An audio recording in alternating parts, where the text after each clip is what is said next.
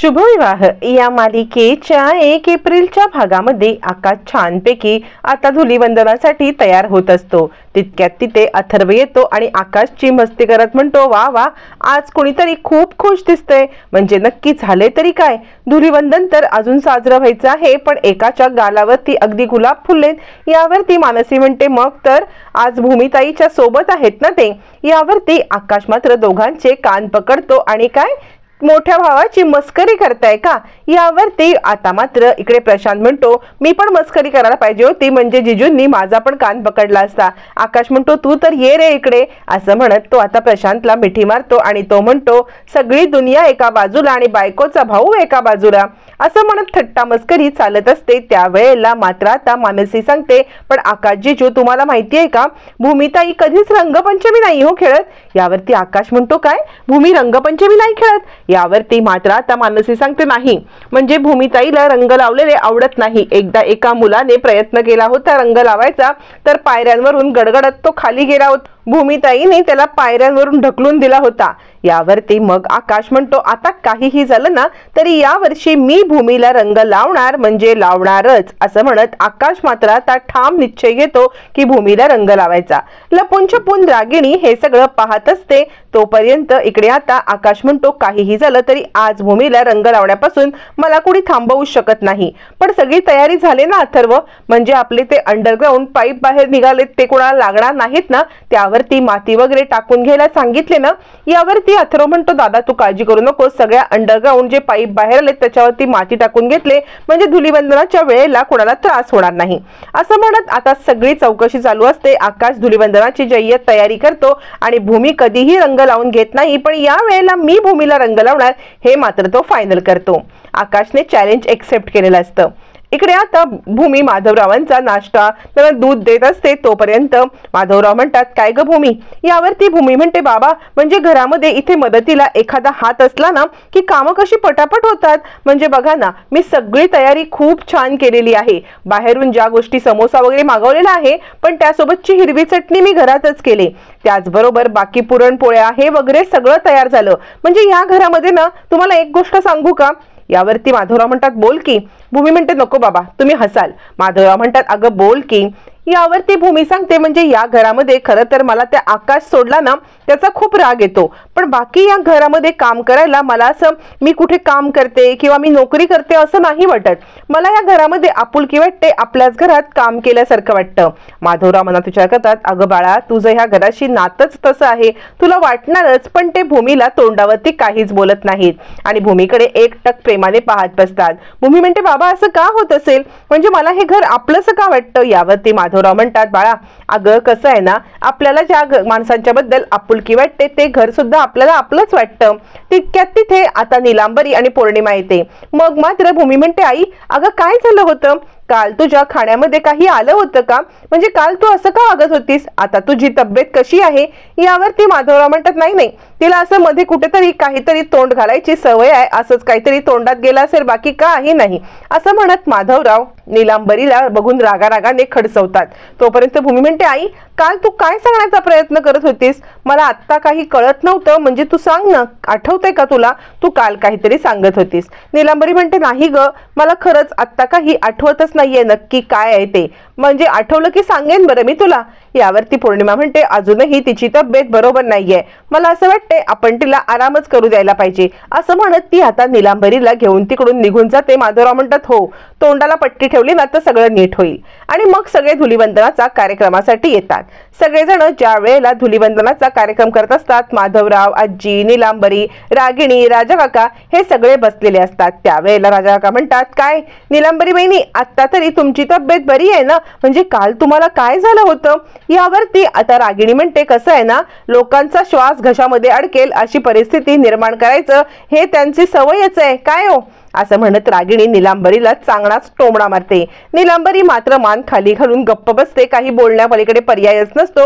मग राजाकाका, आजी, माधवराव सगळे हसायला लागतात। इकडे तोपर्यंत धुलीवंदन चालू असतं। छानपैकी सगळेजण धुलीवंदनामध्ये एकदम एन्जॉय करत असतात। मग मात्र आकाश आता रंगाचा ताट घेऊन येतो, सगळ्यांना रंग लावतो, हॅपी होली असं म्हणतो आणि सगळ्यांशी आता बोलत असतो। त्यावेळेला मग मात्र माधवराव म्हणतात, तुम्हाला माहितीये ना भूमी रंग लावून घेत नाही. आकाश म्हणतो, ही जबाबदारी माझी आहे. यावरती माधवराव म्हणतात, म्हणजे तिची आई गेल्यापासून भूमी रंगाला हात सुद्धा लावत नाही. यावरती रागिणी म्हणते, मग आमचा आकाश ही परंपरा मोडणार. बघा आपल्या बायकोला तो कसा रंग लावतोय ते. असं म्हणत आता सगळेजण आकाश भूमीला कसा रंग लावणार हे पाहण्यासाठी आता खूप उत्सुक असतात. भूमी मात्र कोणाहीकडून रंग लावून घेत नसते.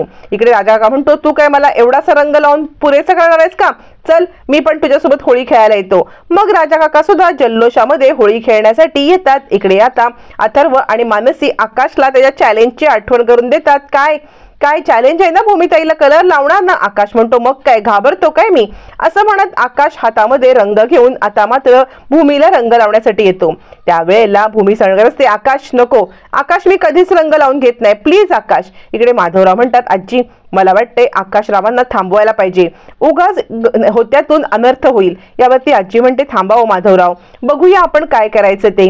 तोपर्यंत आता आकाश म्हणतो, भूमी मी तुला रंग लावणार. भूमी नको नको म्हणत मागे फिरत असते. आकाश तिच्या समोरच रंग लावण्यासाठी तिच्या पुढे पुढे येत असतो. भूमी आपले हात गालावरती ठेवते. हात गालावरती ठेवून मग मात्र आता भूमी सांगते, आकाश लांब हो, आकाश मला रंग आवडत नाहीत. आता आकाश तिच्याकडे पाहायला लागतो आणि जोरात हसायला लागतो. त्यावरती भूमीला कळत नाही की आकाशला हसायला तरी काय झालंय. ती म्हणते, काय झालं आकाश हसायला? आकाश अजूनच जोराजोरात हसायला लागतो आणि तिला रंग लावण्याचं थांबवतो. भूमी सांगते, एवढं काय झालं हसायला? आकाश म्हणतो, म्हणजे एवढी डायनॅमिक भूमी, सगळ्यांना तोंड गप्प करणारी भूमी आज चक्क एवढ्याशा रंगाला घाबरते.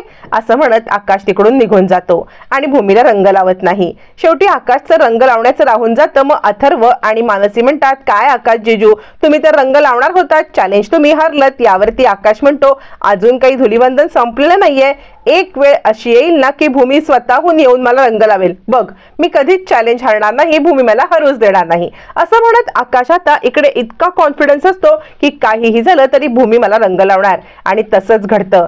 जे अंडरग्राऊंड पाईप आता खाली वरती आलेले असतात त्या अंडरग्राऊंड पाईप वरती माती टाकायला आकाशने सांगितलेली असते, पण त्यातलाच एक अंडरग्राऊंड पाईप थोडासा वरती असतो आणि आकाश तिथेच डान्स करत असतो. आणि हे सगळं भूमी पाहते.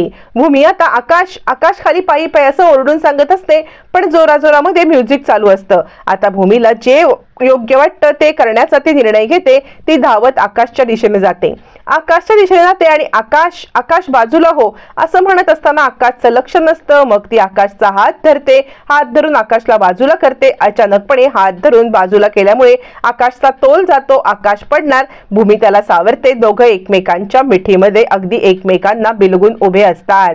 फायनली भूमीच्या हातून आकाशला आणि आकाशच्या हातून भूमीला असा रंग लागलेला असतो. कारण भूमीच्या मागे असलेली एक आता रंगाची थाळी पायाने वरती उडाली जाते.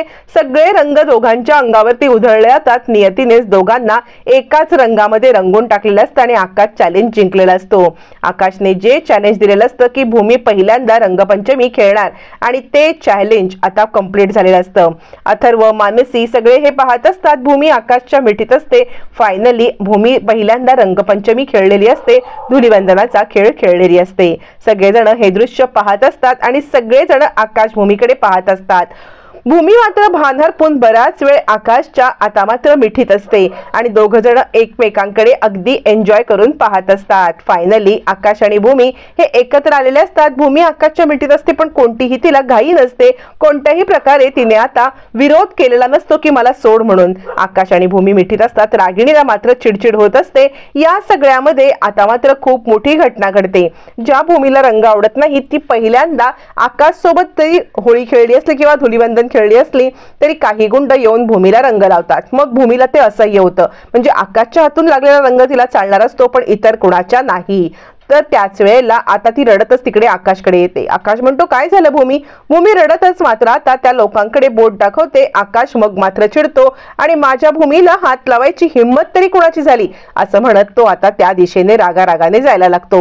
आकाश ज्या वेळेला रागारागात जात असतो तिकडे काही माणसं असतात. आकाश भूमीला बाईकवरती बसवतो आणि त्या माणसांच्या दिशेने घेऊन जातो आणि हिंमत कशी झाली माझ्या भूमीला हात लावण्याची, खबरदार जर भूमीला हात लावलात तर हात उपटून हातात देईन असं म्हणत तो धमकी देतो. आता माझी भूमी हे 10 वेळा वाक्य ऐकून भूमीला पण जरासा धक्काच बसतो. या सगळ्यामध्ये भूमीला सत्य आठवत असणार का? भूमी नाटक करते का? हे सगळं मात्र येणाऱ्या भागातच कळणार आहे.